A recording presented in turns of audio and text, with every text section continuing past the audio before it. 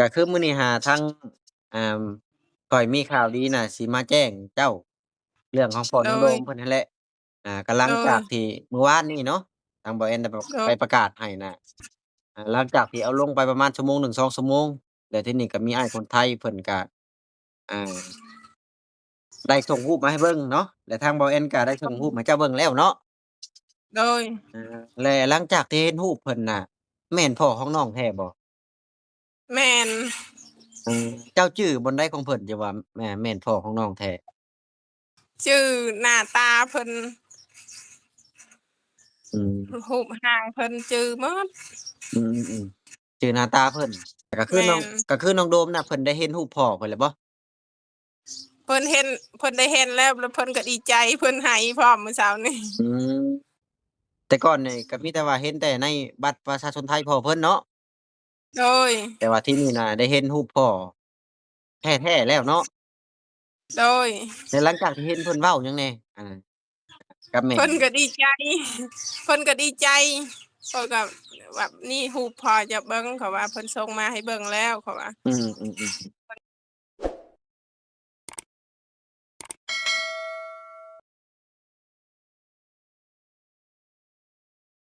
เปิดภาพมายามแลงๆนี้ก็พอดีว่าจะมาแจ้งข่าวดีทางเอื้อยปุ้ยหรือว่าน้องโดมนั่นแหละเนาะพี่น้องเนาะเอื้อยที่ประกาศตามหา พ่อให้ลูกชายมื้อวานนี่แหละนะพี่น้องเนาะก็คือว่าตอนนี้น่ะได้ข่าวดีแล้วนะพี่น้องเนาะแต่ว่าทางเบาเอ็นน่ะยังบ่ได้แจ้งข่าวดีเพิ่นนะพี่น้องเนาะก็เลยตอนนี้น่ะจะมาแจ้งข่าวดีทางเอื้อยเพิ่นหรือว่าทางน้องโดมอะไรนะพี่น้องเนาะว่าเพิ่นสิฮู้สึกจังใดหลังจากที่ได้ข่าวดีพ่อของลูกเพิ่นนั่นแหละนะพี่น้องเพราะว่า13ปีที่ขาดการติดต่อนะพี่น้องหลังจากที่เอาน้องโดมกลับมาแต่ ฝั่งไทยหลังจากนั้นก็แบบว่าบ่ได้ติดต่อเลยนะพี่น้องเนาะเดี๋ยวหลังจากที่นี่บ่เอ็นประกาศไปประมาณ1ชั่วโมงหรือว่า2ชั่วโมงกว่าๆนี่แหละนะพี่น้องเนาะก็พอดีว่าทางอ้ายเพิ่นก็ได้ส่งอ่ารูปของอ่าพ่อน้องโดมมานะพี่น้องเนาะบ่เอ็นก็เลยส่งไปให้ทางเอ้ยปุ้ยอ่าแม่น้องโดมเพิ่นนั่นแหละนะพี่น้องเพิ่นก็เลยว่าแม่นพ่อของเพิ่นเนาะแต่มีแต่ว่าจะโทรถามความรู้สึกของเพิ่นก่อน ว่าเป็นจังใดหลังจากที่ได้ข่าวหรือว่าหลังจากที่ได้ข่าวของพ่อน้องโดมนั่นแหละนะพี่น้องเนาะเอาพี่น้องเอ้ยเพื่อเป็นการชักษาชีวิตลาก็จะได้โทรไปถามความรู้สึกของเพิ่นเลยว่าสิเป็นจังใดหลังจากที่ได้ข่าวนี่ก็แม่น้องโดมเพิ่นก็อยู่ในสายเบาเอ็นแล้วนะพี่น้องเอ้ยเอ้าสบายดีเอ้ยสบายดีอาเฮ็ดหยังอยู่เนาะนั่งอยู่เล่นแหละโดยน้องโดมไปทางใดเนาะ น้องโดมเพิ่นอยู่นากับแม่เฒ่าก็คือมื้อนี้ทางอ่าข้อยมีข่าวดีน่ะสิมาแจ้งเจ้าเรื่องของพ่อโดน้องโดยมเพิ่นนั่นแหละก็หลัโดยงจากที่เมื่อวานนี้เนาะทางบ่แอนได้แบบโดยไปประกาศให้น่ะหลังจากที่เอาลงไปประมาณชั่วโมง1 2ชั่วโมงแล้วทีนี้ก็มีอ้ายคนไทยเพิ่นก็อ่าได้ส่งรูปมาให้เบิ่งเนาะแล้วทางบ่แอนก็ได้ส่งรูปให้เจ้าเบิ่งแล้วเนาะโดยและหลังจากที่เห็นรูปเพิ่นน่ะแม่นพ่อของน้องแท้บ่ แม่นเจ้าชื่อบ่ได้ของเพิ่นจะว่าแม่นพ่อของน้องแท้ชื่อหน้าตาเพิ่นอืมรูปร่างเพิ่นจือหมดอืมชื่อหน้าตาเพิ่นแต่ว่าอายุแม่นแต่แต่ว่าอายุพ่อของน้องโดมนี่จักปีประมาณ37นี่แหละ37ปี38ปีอืม37 38ปีแม่นก็คือน้องโดมน่ะเพิ่นได้เห็นรูปพ่อเพิ่นแล้วบ่เพิ่นเห็นเพิ่นได้เห็นแล้วเพิ่นก็ดีใจเพิ่นให้พร้อมมื้อเช้านี้อืมแต่ก่อนนี่ก็มีแต่ว่าเห็นแต่ในบัตรประชาชนไทยพ่อเพิ่นเนาะโดยแต่ว่าที่นี่น่ะได้เห็นรูปพ่อแท้ๆแล้วเนาะโดยแล้วหลังจากที่เห็นเพิ่นเว้าหยังแหน่อากับแม่เพิ่นก็ดีใจเพิ่นก็ดีใจเพิ่นก็แบบนี่รูปพ่อจะเบิ่งเขาว่าเพิ่นส่งมาให้เบิ่งแล้วเขาว่าอืมๆๆเพิ่นก็ดีใจเพิ่นก็บ่ได้เว้าหยังดีใจหันนะมีแต่นั่งไห้อย่างเดียว โดยแล้วทางเจ้าก็ดีใจอยู่บ่หลังจากที่ได้ข่าวพ่อของลูกก็ดีใจอยู่อยากให้พ่ออยากให้ลูกหั้นได้เห็นพ่อ อืมก็เห็นอยู่เห็นแต่ในรูปอะนะอาแต่ๆอยากให้ลูกมันเว้ากับพ่อแหน่ๆอืมร่วมกับพ่อแหน่อืมๆทางเจ้าเคยคิดมาก่อนบ่ว่าสิได้ข่าวไวขนาดนี้บ่เคยคิดแหล้วอืแต่มปีกายนี่อ้ายอ้ายเพิ่นเว้าว่าสิตามหาบัดนั้นหั้นก็เลยเว้าว่าเขาเฮ็ดบ่ได้แล้วว่าเพราะว่าเฮ็ดบ่ได้ก็บ่เป็นหยังเขาว่าเขาตามหาบ่ได้เขาว่ามันบ่มีเอกสารครบเขาเลยว่าบ่เป็นหยังก็คือแต่ก่อนนี่อันนี้เจ้าเคยส่งให้ไผตามให้แล้วบ่บ่าวเตียงอืมทางไอ้เตียงเพิ่นโดยอาๆๆๆๆเพิ่นว่าแล้วเพิ่นว่าตามบ่ได้ทางเจ้าก็เลยตัดสินใจทักมาหาเบาแอนเนาะโดยแล้วเพิ่นส่งไปหาว่าเดี๋ยวนี้หั้นข้อยสิให้เขาตามหาพ่อของโดมเขาว่าอืมๆตามหาก็ตามเขาว่าอืบ่เป็นหยังมโดข้อยก็ยอยากให้ลูกเห็นหน้าพ่อคือกันๆโดยแม่นและมันก็เป็นความฝันของเด็กน้อยคนหนึ่งเนาะที่อยากเห็นพ่อนั่นแหละว่าง่ายๆก็ได้โดยอืมข้อยก็อยากให้เรามาเลี้ยงมามาแย่งนำกันนี่แหละเฮ็ดได้ข้อยก็เอาผัวใหม่มันก็บ่หังบ่มีเนาะทุกข์ยากโดยอืมโดยๆๆแต่ว่าญาติพี่น้องก็ได้ฮู้เบิดแล้วบ่ว่าน้องโดมนี่ได้ข่าวพ่อเพิ่นแล้วได้ฮู้แล้วข้อยก็โทรบอกเขาอืมข้อยโทรบอกแล้วแหละเขาก็ดีใจบ่าวโดมก็ดีใจนอาๆๆทางพ่อแม่ป้าลุงคนที่เบิ่งบ่แม่นสัมภาษณ์วานนี่ดีใจเลยเนาะได้ข่าวพ่อของหลาน ดีใจข้อยก็เห็นบ่าวแอนส่งรูปมาถามว่าแม่นบ่ข้อยก็ว่าแม่นอืมข้อยก็เลยว่าไวแท้ข้อยก็อาคิดในใจคือไวแท้ แทบบ่อยากเชื่อตัวเองพู้นแหล้วเนาะว่าสิเห็นไวขนาดนี้แม่นก็คืออ้าวสัมภาษณ์วังใดนี่ว่าวันนั้นว่าเห็นแล้วอาก็ส่งรูปให้เบิ่งแล้วอายว่าแม่นบ่จื้อบ่ข้อยเลยว่าจื้อแม่นๆอืมพ่อของบ่โดมข้อยว่าข้อยจื้อโดยก็คือตอนนี้น่ะข่าวของพ่อน้องน่ะได้แล้วแต่ว่ายังบ่มีเฟซบุ๊กของเพิ่นตอนนี้กำลังพโดยายามยซอกหาเฟซบุ๊กของเพิ่นก็คือรูปตัวนั้นน่ะมันเป็นรูปที่ได้มาจากนายจ้างคนที่เพิ่นทำงานอยู่แต่ก่อนกับเจ้าน่ะโดยจักอ้ายอิหยังนายจ้างน่ะบ่แม่นก็ยังบ่ได้ถามชื่อเพิ่นเจ้าพอจำชื่อเพิ่นได้บ่ชื่อหยังในจ้างก็จำบ่ได้เด้มันเฮิงแล้วอืม บ่อนที่ชุมเจ้าเว้าจะเฮ็ดงานน่ะบ่อนใดเกาะบ่อนที่เจ้าเฮ็ดงานน่ะบ่อนแถวจรัญ13แถวบางแคนี่แหละอาๆๆอ๋อคือปากซอยตอนนี้น่ะบ่อนเพิ่นอาๆก็คือตอนนี้พยายามซอกหาเฟซบุ๊กเพิ่นอยู่โดยก็เลยมาแจ้งข่าวดีก่อนแต่ก็มีหวังแหล้วเนาะได้ข่าวปานนี้แหละ โดยก็ดีใจดีใจนำลูกลูกก็ดีใจโดดีใจยๆลูกแล้ว อาบ่คิดว่าสิได้พบพ่ออีกบ่คิดว่าสิได้พบเพิ่นอีกอือๆๆๆบ่คิดในใจบ่คิดบ่ฝันหั้นนะอือๆว่าสิได้เห็นหน้าพ่ออีกๆโดยเห็นแต่ในรูปมันก็เนาะบ่คักเห็นตัวจริงหั้นแหละรูปตัวบัตรประชาชนแฮ่งบัตรเก่าตัวนี้ยังรูปใหม่ๆเนาะก็ยังไคแหน่โดยแต่ว่าตัวจริงนี่เพิ่นสิคืนรูปบ่ตัวนี้เราก็ยังบ่ฮู้เนาะ โดยแต่ถ้าว่าหลังจากที่ได้พ่อเพิ่นนี่คือจุดประสงค์ของเจ้านี่อยากให้น้องเพิ่นไปหาพ่อบ่หรือว่าจั่งใดบัดนี้อ้าวก็ให้ไปอยู่แต่ว่าเพิ่นยังน้อยหั้นนะอืมอือๆๆก็ให้ไปหาพ่อเพิ่นอยู่แต่อายุเพิ่นยังน้อยก็บ่อยากให้ไปปานใดก็เป็นห่วงเลา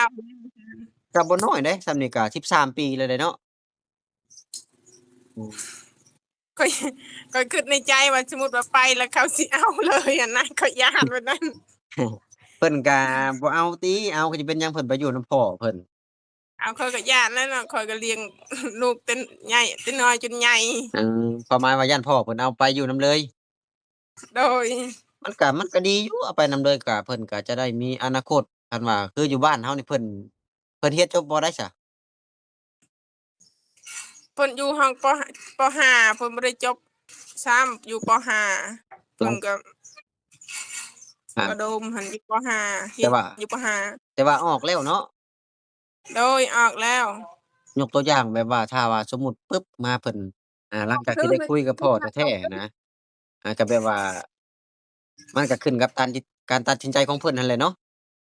โดว่าเพิ่นยสิไปอยู่นำพ่อบ่หรือว่าสิไปเยี่ยมยามพ่อบ่ก็สุดแล้วแต่เพิ่นตัวนี้เราโดก็ยบังคับเพิ่นบ่ได้มีแต่ว่าให้ทางเลือกของเพิ่นเองอ้ายเพิ่นเว้าว่าอ้าวให้เพิ่นไปเฮ็ดบัตรประชาชนเพิ่นก็มีอนาคตดีอืมอ้ายเพิ่นแนะนำหั้นนะๆแม่นแหละ